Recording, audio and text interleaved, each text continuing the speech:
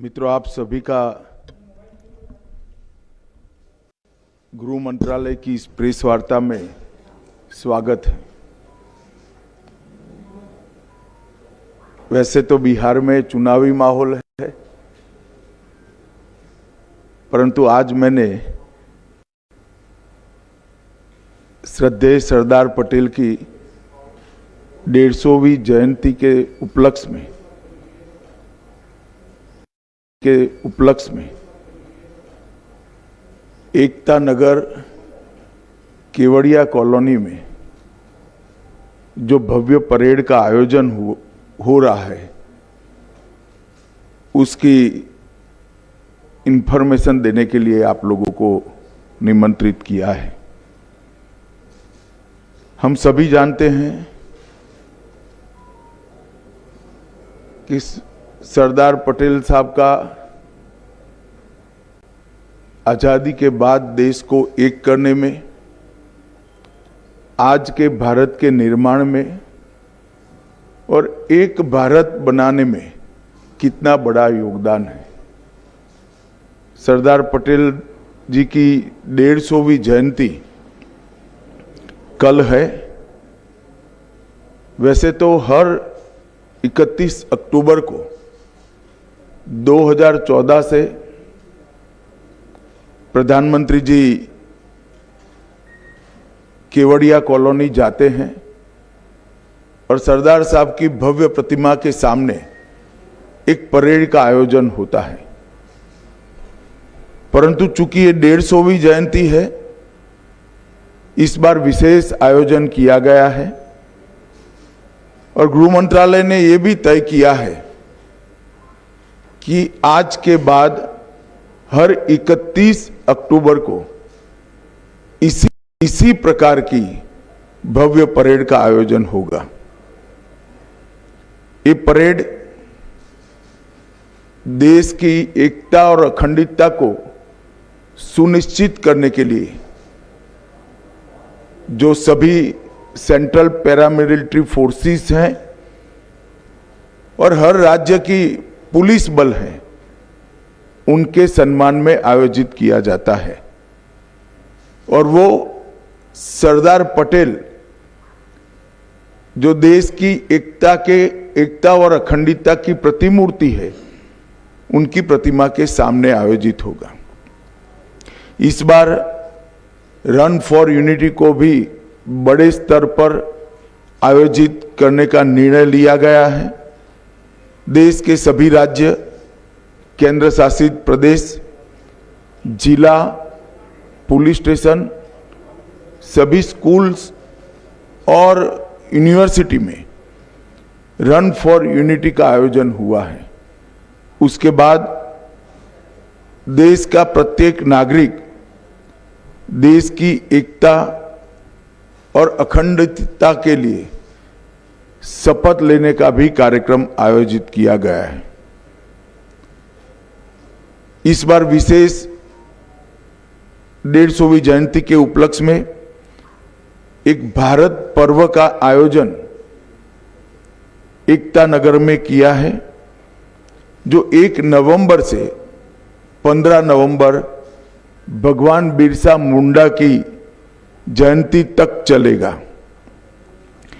और 15 नवंबर को जनजाति संस्कृति और उनके सांस्कृतिक कार्यक्रमों की एक भव्य कार्यक्रम के साथ इसका, जिसमें देश भर की जनजातियों के सांस्कृतिक विविधताएं, खाद्य परंपराएं, पोशाक की परंपराएं, शिल्पकला, लोक कला और संगीत का एक अद्भुत समन्वय बनाया जाएगा।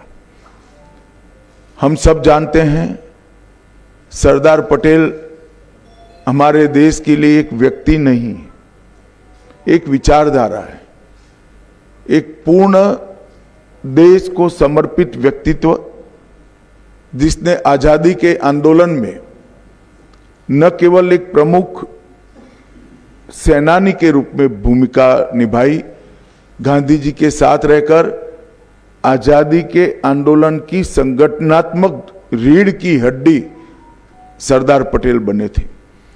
बारडोली सत्याग्रह 1928 का अंग्रेजों के खिलाफ किसानों के शोषण के लिए किया गया और वहीं से महात्मा ने स्वयं उनको सरदार की उपाधि दी। जब देश को आजादी मिली तब स्वतंत्रता के बाद अंग्रेजों ने देश को 562 अलग अलग रियासतों में बांटकर जाने का फैसला किया। पूरी दुनिया मान रही थी और देश में भी कई लोगों के मन में सवाल था कि 562 रियासतें एक होकर एक भारत कैसे बनेगा। परंतु कुछ ही समय में एक दृष्टि से कार्य पर दृष्टिपात कर देखे तो बहुत कम समय में 562 रियासतों को एकीकृत करने का भगीरथ कार्य सरदार पटेल ने समाप्त किया और आज भारत का जो मानचित्र हमारे सामने है वो मानचित्र सरदार पटेल की ही देन है। हैदराबाद में पुलिस एक्शन, जूनागढ़ का एकीकरण, ये सभी चीजों को कहीं कुने से, कहीं दृढ़ता से और कहीं व्रज से भी ज्यादा कठोरता से एक एक कर रिजॉल्व करने का काम किया। भोपाल हो, काठियावाड़ की रियासतें हो, त्रावणकोर हो या जोधपुर हो, हर जगह पे जो समस्या आई इसका निवारण सरदार पटेल ने किया और पाकिस्तान का जो प्रयास था पाकिस्तान कॉरिडोर बनाने का, उसको निरस्त करने का काम किया। किसी भी प्रकार की प्रचार की अपेक्षा के बगैर, किसी भी प्रकार के यश के अपेक्षा के बगैर देश के लिए जीवन कैसे जिया जाता है उसका उत्कृष्ट उदाहरण सरदार पटेल थे। जब पूरा देश 15 अगस्त को तिरंगा फहराने में व्यस्त था तब सरदार पटेल कमांड रूम में नेवल ऑफिसरों के साथ एक ऑपरेशन मॉनिटर कर रहे थे, जिसके कारण ही आज लक्षद्वीप भारत का हिस्सा बना है और हमारी दक्षिणी सीमा बहुत मजबूत हुई है और उस ऑपरेशन के कारण ही लक्षद्वीप में तिरंगा फहराया गया। दुर्भाग्य की बात है कि आजादी के बाद, सरदार पटेल के निधन के बाद सरदार पटेल को भुलाने में कांग्रेस पार्टी ने कोई कसर नहीं छोड़ी। सरदार जैसे महान व्यक्तित्व को भी भारत रत्न मिलने में 41 साल की देरी हुई और वो देरी केवल और केवल कांग्रेस के सरदार के प्रति एक विशिष्ट अभाव के कारण रही। सरदार पटेल जैसे महान व्यक्तित्व के लिए पूरे देश में ना कोई समाधि बनी, ना कोई उनका स्मारक बना। जब नरेंद्र मोदी जी गुजरात के मुख्यमंत्री बने तब उन्होंने स्टैच्यू ऑफ यूनिटी की रचना की और एक भव्य स्मारक जो पूरे विश्व में आज प्रसिद्ध हो चुका है, वो सरदार पटेल के स्मारक बनाने का काम नरेंद्र मोदी जी ने किया। 2013 में इसकी 31 अक्टूबर को आधारशिला रखी गई। 182 मीटर ऊंचा, स्टैच्यू ऑफ लिबर्टी से भी ऊंचा ये स्टैच्यू ऑफ यूनिटी 57 महीनों में पूरा किया गया और सरदार साहब का जीवन किसानों को समर्पित था। इसके बनाने में जो इस्पात का उपयोग हुआ, जो लोहे का उपयोग हुआ, देश भर के किसानों से लोहा एकत्रित किया गया, किसानों के औजारों को एकत्रित किया गया, इसको पिघलाकर लगभग 25,000 टन लोहे का उपयोग कर इस स्टैच्यू ऑफ यूनिटी को बनाया गया। 90,000 घन मीटर कंक्रीट और 1700 टन से अधिक कांसा का उपयोग कर एक अविस्मरणीय स्टैच्यू ऑफ यूनिटी बनाया गया है और आज स्टैच्यू ऑफ यूनिटी सरदार साहब को श्रद्धांजलि देने का, इनके प्रति श्रद्धा व्यक्त करने का एक प्रमुख पर्यटन स्थल बन चुका है। रोजाना लगभग 15,000 लोग स्टैच्यू ऑफ यूनिटी पर आते हैं अब तक देश के 2.5 करोड़, देश और विदेश के 2.5 करोड़ लोगों ने स्टैच्यू ऑफ यूनिटी का विजिट किया है और एक प्रकार से भारत का एक इंजीनियरिंग मार्वेल के रूप में प्रस्तापित हुआ है। नरेंद्र मोदी जी ने इसके आसपास 14 प्रकार के अन्य पर्यटन आकर्षण खड़े कर पर्यटकों का एक प्रिय स्थल बनाया है। वहाँ वैली ऑफ फ्लावर भी है, एकता नगर टाउनशिप भी है, झील सर्किट है, लाइट एंड साउंड शो है, पटेल गार्डन भी बना है, एकता क्रूज नर्मदा की नदी में घूमकर एक नयन रम्य नज़ारा देखने का मौका भी है, बटरफ्लाई गार्डन है, जंगल सफारी है, एकता मॉल है, ग्लो टॉर्च व्यू पॉइंट है और नर्मदा तट पर एक प्रदर्शन की दीर्घा भी बनाई है। एकता नगर का जो कार्यक्रम हो रहा है, सापुतारा और विंध्याचल की पर्वतमालाओं के बीच में एकता नगर स्थित है। वहीं पर कल सुबह प्रधानमंत्री जी 7:55 को परेड की सलामी लेंगे।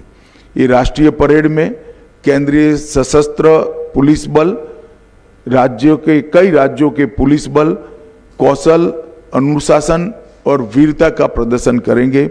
इस वर्ष परेड के अंदर सीआरपीएफ के 5 शौर्य चक्र विजेता और बीएसएफ के 16 वीरता पदक विजेता भी शामिल होंगे। परेड का नेतृत्व महिला पुलिस अधिकारियों द्वारा किया जाएगा और परेड में ढेर सारे सांस्कृतिक प्रदर्शन भी करने का आयोजन हुआ है। हर राज्य की पुलिस से, हर सीएपीएफ के जवान अपना सांस्कृतिक कौशल का भी परिचय कराएंगे। बीएसएफ का ऊंट दल और ऊंट सवार बैंड भी इसके अंदर शामिल होगा। गुजरात का घुड़सवार दस्ता शामिल होगा। आसाम पुलिस का मोटरसाइकिल डेयर डेविल शो भी इसके अंदर होगा और कश्मीर और पंजाब की पुलिस भी इसके अंदर हिस्सेदारी करेगी। एनएसजी, एनडीआरएफ, अंडमान निकोबार द्वीप समूह और पांडिचेरी भी अपनी अपनी झांकियां रखेंगे। जम्मू और कश्मीर पुलिस भी अपनी अपनी झांकी रखेगी। वायुसेना की सूर्य किरण टीम, उनका भव्य एयर शो इस परेड का शिखर बिंदु होने वाला है। 900 से ज्यादा कलाकार देश भर से आकर हमारे देश की सांस्कृतिक विरासत को देश और दुनिया के सामने रखेंगे और एक प्रकार से ये परेड सच अर्थ में भारत की एकता का परेड बनकर रहेगा।